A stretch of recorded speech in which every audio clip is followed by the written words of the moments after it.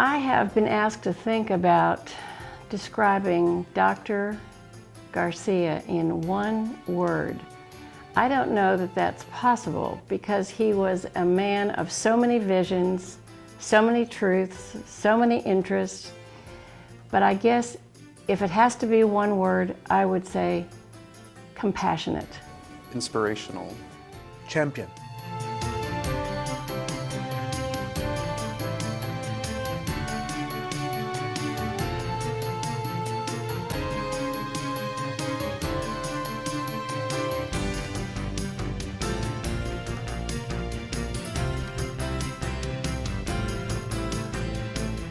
My name is Daniel Sigere, and I'm a supplemental instruction leader for the Center of Academic Student Success at Texas A&M University Corpus Christi, and I'm a senior history major. For me, he's been a role model since I was a little kid, and he really introduced me to my love of history and subsequently my future career. I'm Dr. Manuel Flores. I'm a professor of journalism and communications at Texas A&M University, Kingsville. I first met Dr. Hector when he was in a protest against the Corpus Christi Independent School District. It was at the time of the Cisneros versus U.S. case, where Moody High School was built as a segregated high school for Mexican Americans. And so the steel workers in Corpus and Dr. Garcia filed a lawsuit against TCISD. And there was a protest at the board building, and there was Dr. Garcia protesting along with the students and other people. And he wanted very badly to get arrested.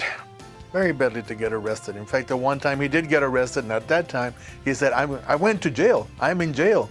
But he wanted to send a message, and that was the message was that we cannot have this type of discrimination against Mexican Americans anymore.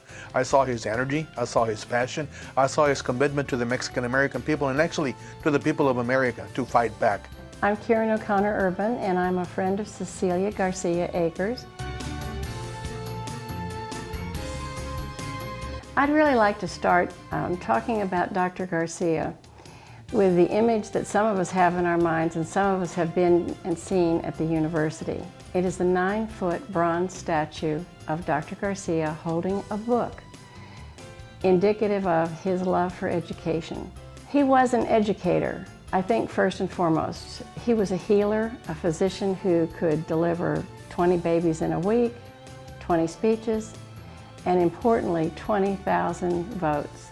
I talked to a friend yesterday who said she could remember all of her life the fact that he was a man of the street, grassroots, who carried voter registration cards in his pocket so that he could make sure if you hadn't registered to vote, you would. I'm Tony Plana, and I'm an actor, director, and activist. I think he was so effective without being an elected official because he wasn't an elected official.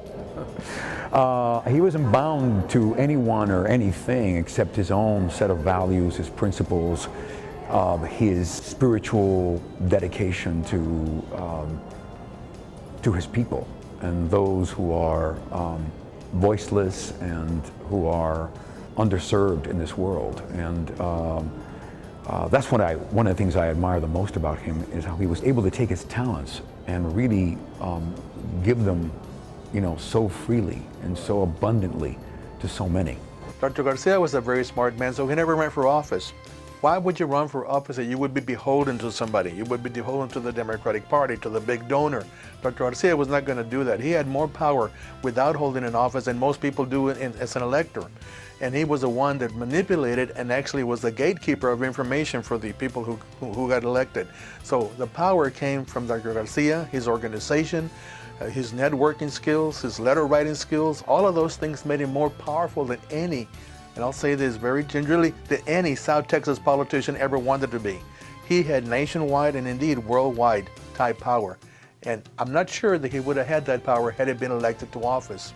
If somebody that looks like me and is from my community can do it, so can I.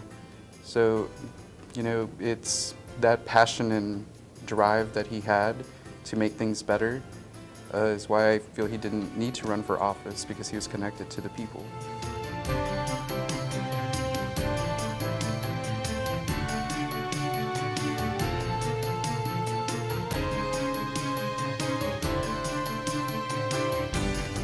I believe that if he was alive right now, at this very moment, he would be working to build coalitions with both the Democratic and Republican parties, and he would be working very hard to resurrect the Democratic Party. He would try to be an insider with the Republicans as much as possible.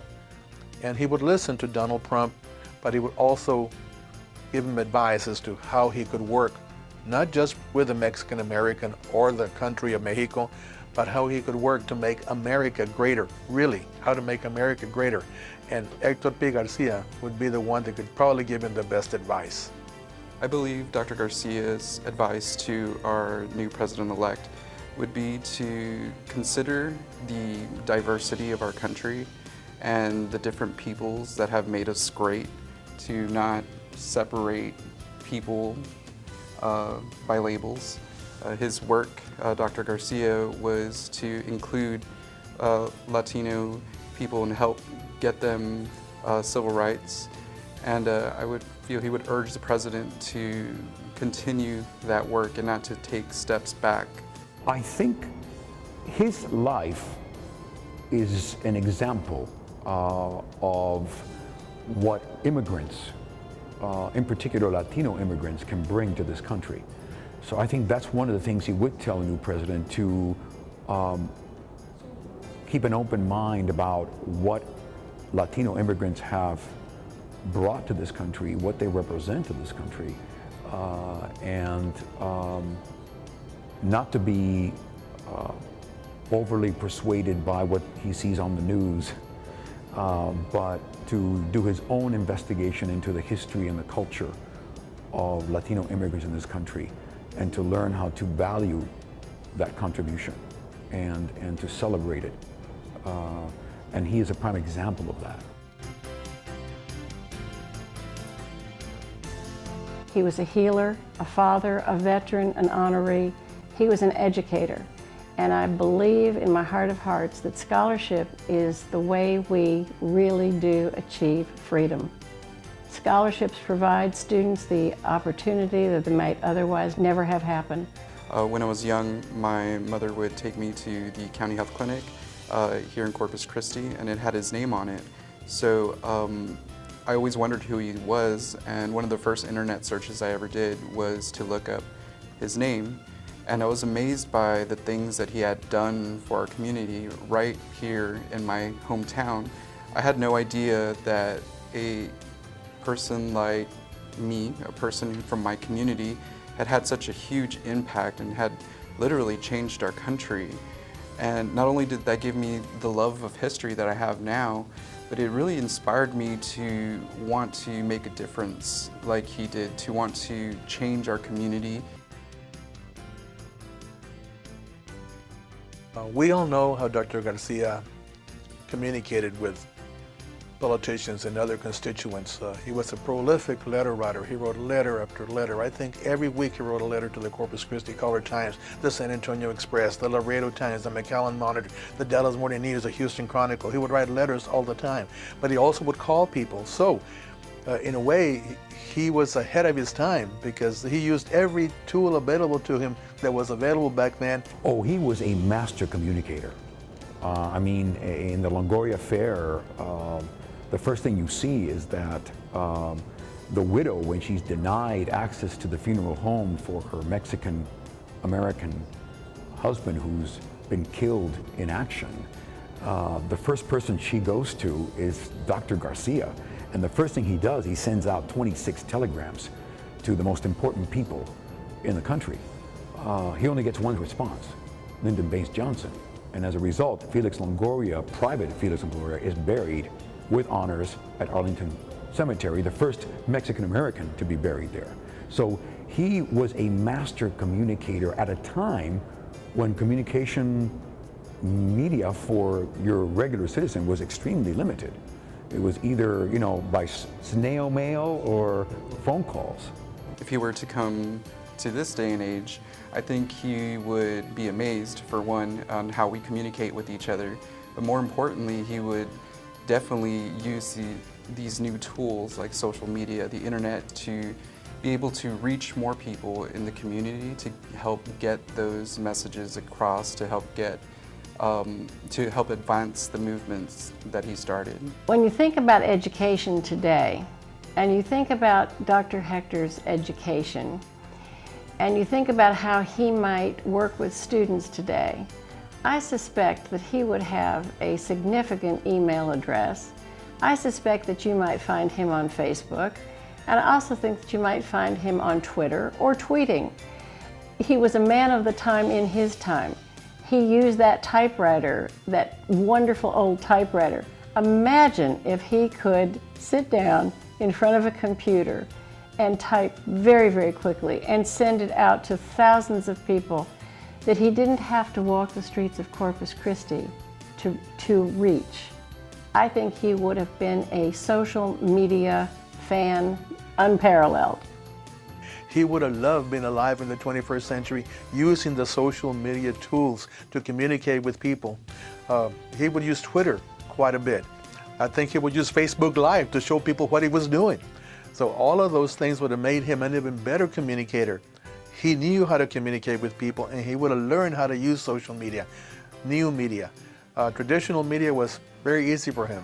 New media would have been even easier because he liked to communicate with people. He would have used all the tools that kids use nowadays to tell the story of Dr. Garcia's passion and his passion for equality and no discrimination for his people. I do believe when the doors open at that health center in January, the smile from Dr. Hector P. Garcia is going to brighten up all of South Texas.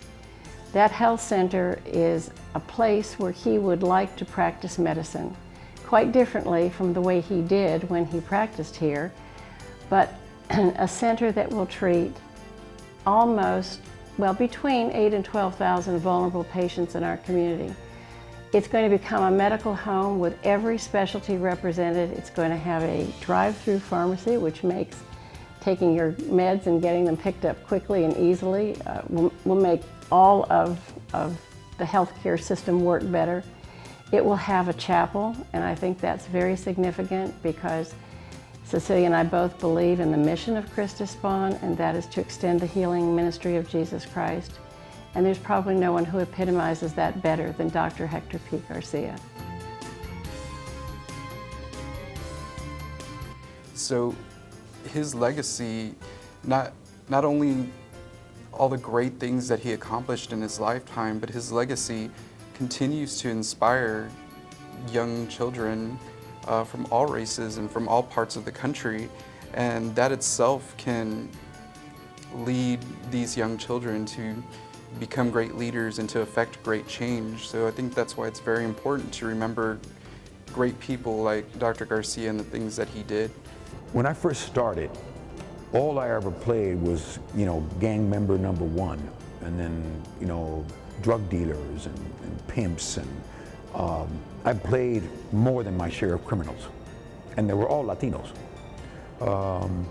So I'm always looking for those icons, those role models, those examples of the great, Latino immigrants who have come to this country and distinguished themselves, because those are the people that our children need to learn about so that they can, follow in their footsteps. They can imitate them and not the negative stereotypes that we often see on the news or in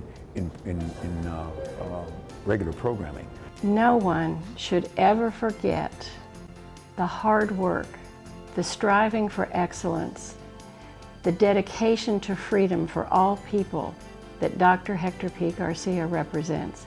His legacy will live on and on and on. It will live on at the university through scholarships that are provided there for students who might otherwise never be able to have the opportunity to go to college. His legacy will live on and on with a number of patients who will be treated in the health center, which is honoring him and his dedication to the practice of medicine in South Texas. He will never, ever be forgotten.